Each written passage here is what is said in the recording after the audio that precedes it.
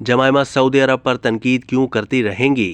इमरान खान की साबका अहलिया जमाइमा गोल्डस्मिथ की पाकिस्तान से बेपनाह मोहब्बत से तो सभी वाकिफ हैं और अक्सर ही वो बैनुल-अक़वामी सतह पर पाकिस्तान के हक में बात करती नजर आती हैं। जमाइमा गोल्डस्मिथ का कहना है कि उन्होंने पाकिस्तान में जो वक्त गुजारा है उसमें ज़िंदगी का एक बहुत अहम सबक सीखा है।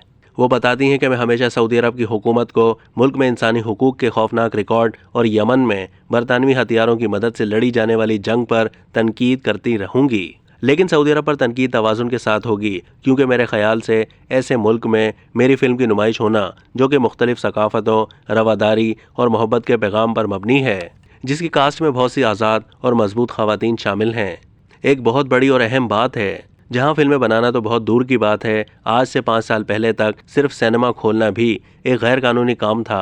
यहाँ तक कि ख़वातीन को गाड़ी चलाने की इजाज़त नहीं थी। जमाइमा ने सऊदी अरब में आने वाली इस बड़ी तब्दीली को देखने के बाद पाकिस्तान की तारीफ करते हुए लिखा कि मैंने पाकिस्तान में गुजरी अपनी ज़िंदगी से ये सीखा है कि लोगों से दूर रहने से शाज़ो नादिर ही तब्दीली आती है।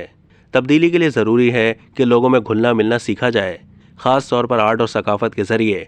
यही एक तरीका है जिससे माशरे में कुछ चीज़ें तब्दील हो सकती हैं। अब तक के लिए इतना ही। मज़ीद मालूमात के लिए डेली जंग के यूट्यूब चैनल को सब्सक्राइब कीजिए